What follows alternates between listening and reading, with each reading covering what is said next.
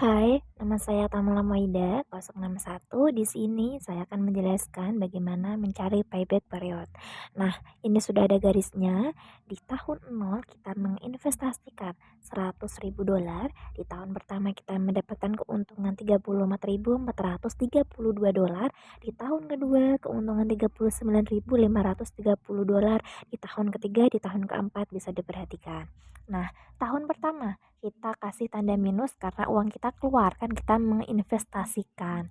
Di tahun pertama kita mendapatkan berapa? $34.432. Jadi tinggal dikurang aja. Berarti kita masih kurang nih untuk balik modal sampai $100.000. Masih kurang $65.568. Di tahun kedua kita mendapatkan keuntungan 39.530. Berhubung di tahun pertama kita masih kurang 65.568, kita kurangkan lagi. Ternyata masih kurang nih 26.138. Di tahun kedua kita masih minus sebesar angka $26.138. Di tahun ketiga kita mendapatkan keuntungan berapa? $39.359. Kita kurangkan dengan di tahun kedua kita kurang $26.138. Jadi ternyata di tahun ketiga kita sudah balik modal dan baru mendapatkan keuntungan $13.401. Nah, berarti kita tinggal memasukkan rumusnya nih. Kita tulis 2. Kenapa saya menulis 2? Karena di tahun kedua kita masih kurang. Baru di tahun ketiga kita sudah balik modal. Jadi kita tulis 2. Selanjutnya kita tambah. Di tahun kedua tadi kita masih kurang. Kurang berapa? $26.138. Kita tulis, baru kita bagi dengan keuntungan kita di tahun ketiga. Kan balik modalnya di tahun ketiga. Nah, jadi tinggal dihitung deh. 26.138 dibagi 39.539, hasilnya 0,7. Tinggal 2 ditambah 0,7 sama dengan 2,7. Jadi kita baru balik modal di tahun 2,7 tahun. Nah, untuk pendapat saya, kalau saya menjadi manajer, berarti investasi yang dilakukan oleh PT Indorama ini cukup baik dilakukan dan menguntungkan untuk si PT Indorama karena udah balik modal nih di tahun ketiga. Sekian, terima kasih. Untuk pertanyaan selanjutnya akan dibahas oleh teman saya. Sebelumnya perkenalkan, nama saya Melita Soleha dengan NIM 049. Di sini saya akan meneruskan perhitungan yang kedua dengan teknik analisis Net Present Value atau NPV dengan tingkat diskonto 12%. Untuk rumusnya yaitu PV sama dengan FV dibagi 1 ditambah R dikalikan N. Nah, untuk N-nya ini tergantung perhitungan di tahun berapa. Oke, untuk tahun pertama yaitu $34.432 dibagi 1 ditambah 0,12 dipangkatkan 1 karena tahun pertama sama dengan $34.432 dibagi 1,12 sama dengan 30.742,86 Untuk tahun kedua yaitu $39.530 dibagi 1 ditambah 0,12 dipangkatkan 2 karena tahun kedua. Nah, sama dengan $39.530 dibagi 1,2544 sama dengan 31.513,07 Untuk tahun ketiga yaitu $39.359 dibagi 1 ditambah 0,12 dipangkatkan 3 karena tahun ketiga yaitu $39.359 dibagi 1,404928 sama dengan $28.014,96. Terus untuk tahun keempat, $4.219 dibagi 1 ditambah 0,12 dipangkatkan 4 karena tahun keempat, terus sama dengan $32.219 dibagi 1,5735196 sama dengan $20.475,76. Selanjutnya kita totalkan semua dari tahun pertama sampai tahun keempat. Nah, kita totalkan ternyata totalnya itu $110.746,65. Lalu kita kurangkan nih dengan modal awal, ketemulah NPV-nya sebesar $10.746,65. Nah, di sini NPV lebih besar dari 0 atau sama dengan $10.746,65 lebih besar daripada 0. Jadi, keputusan PT Indorama investasi di bidang ikan sarden sudah tepat karena dipastikan akan untung sebesar $10.746,65.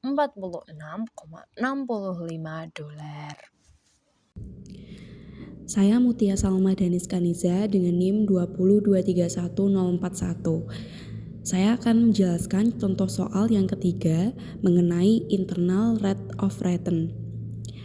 Soal yang A, suku bunga atau tingkat diskonto yang disyaratkan oleh perbankan sebesar 12%, buatlah analisis internal rate of return dari data yang telah disiapkan oleh PT Indorama.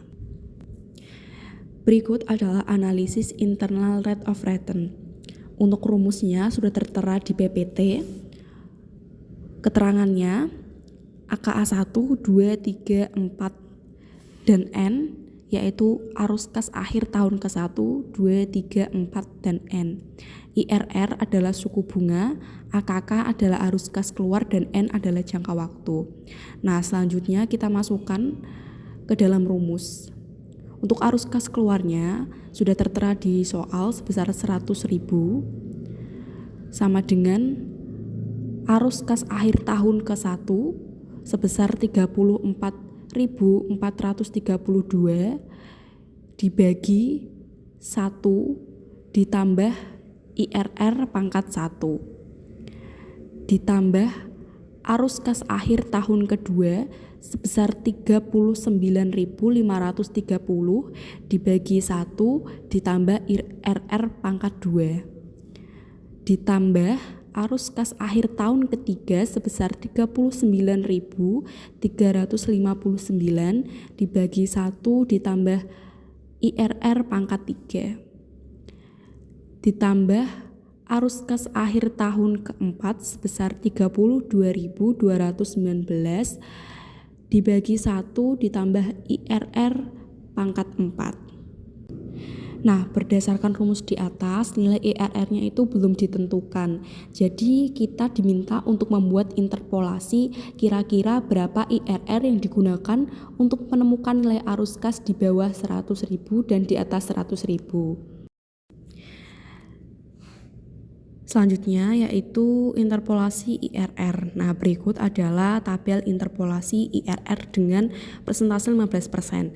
Nah, dalam tabel ini tertera ada tahun, arus kas neto, PVIF, dan nilai kini.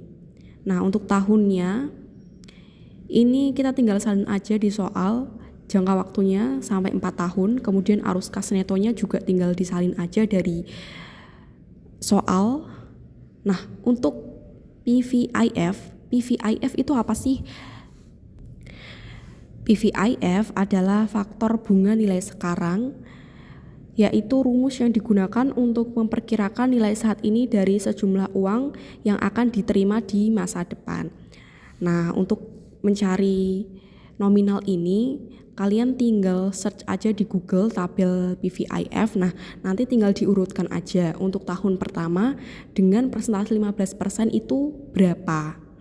Nah, untuk tahun pertama arus kas netonya sebesar 34.432, PVIF 15%-nya diketahui sebesar 0,870, kemudian nilai kini diperoleh dari arus kas neto dikali dengan PVIF-nya.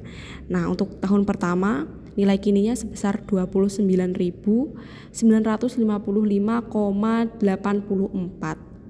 Untuk tahun kedua arus kas netonya sebesar 39.530. Kemudian diketahui PVIF 15%-nya sebesar 0,756. Kemudian nilai kininya ini diperoleh dari arus kas neto dikali dengan PVIF-nya, maka diketahui nilai kini tahun keduanya sebesar 29.884,68. Untuk tahun ketiga, arus kas netonya sebesar 39.359, PVIF-nya diketahui 0,658, maka nilai kininya sebesar 25.898,22. Untuk tahun keempat, arus kas netonya sebesar 32.219, PVIF-nya sebesar 0,572. Untuk nilai kini tahun keempat sebesar 18.429,27. Maka total nilai kini sampai dengan tahun keempat sebesar 104.168,01. Nah, setelah kita mencari interpolasi IRL 15%, selanjutnya kita mencari interpolasi IRR 20%. Untuk cara mencarinya sama seperti IRL 15%, hanya saja untuk bagian kolom PVIF ini berbeda karena persentasenya berbeda. Untuk tahun pertama, arus kas netonya sebesar 34.432. Diketahui PVIF 20%-nya pada tahun pertama sebesar 0,833. Untuk nilai kininya 28.681,86. Untuk nilai kininya juga sama, mencarinya yaitu arus kas neto dikalikan dengan PVIF 20%. Untuk tahun kedua, arus kas netonya diketahui sebesar 39.530.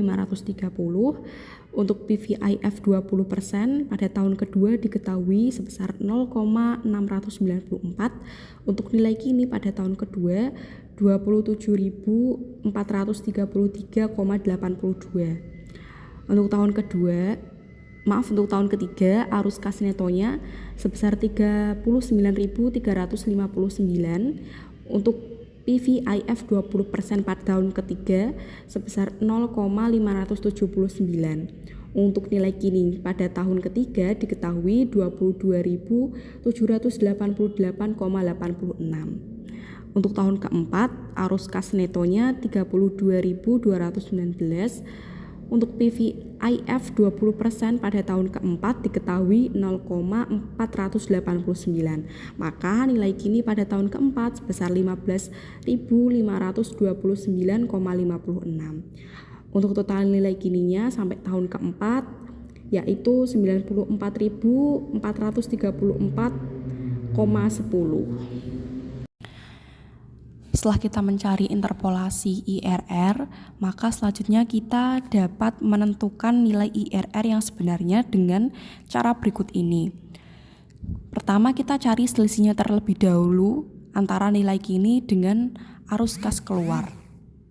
Untuk nilai kini 15% tadi kita sudah ketahui totalnya yaitu sebesar 104.168,01 dikurangi dengan arus kas keluarnya, ini sudah diketahui di soal ya, sebesar 100.000. Maka selisihnya yaitu sebesar 4.168,01. Untuk total nilai kini dengan persentase 20%, tadi sudah diketahui total akhirnya sebesar 94.434,10 dikurangi dengan arus kas keluarnya sebesar 100.000, maka selisihnya adalah 9.733,91.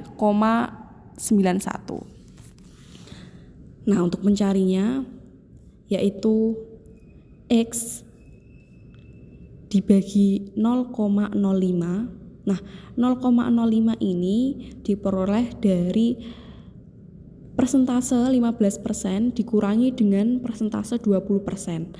Hasilnya 0,05. Sama dengan selisih dari nilai kini dengan arus kas keluar 15%, 4.168,01 dibagi dengan selisih nilai kini 20% sebesar 9.733,91. Maka X-nya diketahui yaitu 0,0214. Kemudian kita mencari nilai IRR-nya sama dengan 15% ditambah X-nya kita masukkan yaitu 0,0214. Nah, diketahui IRR-nya sama dengan 0,1714. Nah, ini kita jadikan persentase, maka persentasenya sebesar 17,14%. Hasil perhitungan di atas menunjukkan nilai IRR sebesar 17,14%. Nilai 17,14% ini kita bandingkan dengan nilai suku bunga yang disyaratkan sebesar 12%. Terbukti bahwa nilai IRR lebih besar dari tingkat bunga yang disyaratkan. Maka kesimpulannya, investasi PT Indorama ini layak untuk dijalankan. Pengambilan keputusan untuk internal rate of return adalah jika hasil IRR-nya lebih besar dari tingkat bunga yang diharapkan, maka investasi tersebut layak untuk dijalankan. Namun, jika hasil IRR-nya lebih kecil dari tingkat bunga yang disyaratkan, maka menunjukkan investasi tersebut sebaiknya tidak dijalankan. Oke, soal berikutnya adalah menghitung Profitability Index atau PI dengan contoh kasusnya masih sama yaitu PT Indorama. Langkah pertama untuk menghitungnya menggunakan rumus PI sama dengan AK1 per 1 plus N pangkat 1 sebesar $34.432 per 1 plus 0,12 pangkat 1. Kemudian ditambah dengan AK2 per 1 plus N pangkat 2 sebesar $39.530 per 1 plus 0,12 pangkat 2. Kemudian ditambah dengan AK3 per 1 plus N pangkat 3 sebesar $39.359 per 1 plus 0,12 pangkat 3. Kemudian ditambah dengan AK4 per 1 plus N pangkat 4 sebesar $32.219 per 1 plus 0,12 pangkat 4. Lalu kita bagi dengan AKK sebesar $100.000 menghasilkan PI sama dengan 1,11. Jadi kesimpulannya, berdasarkan perhitungan di atas, didapatkan nilai PI sebesar 1,11 sesuai dengan kriteria PI. Jika nilai PI yang kita peroleh lebih besar dari 1, maka investasi PT Indorama ini layak untuk dijalankan.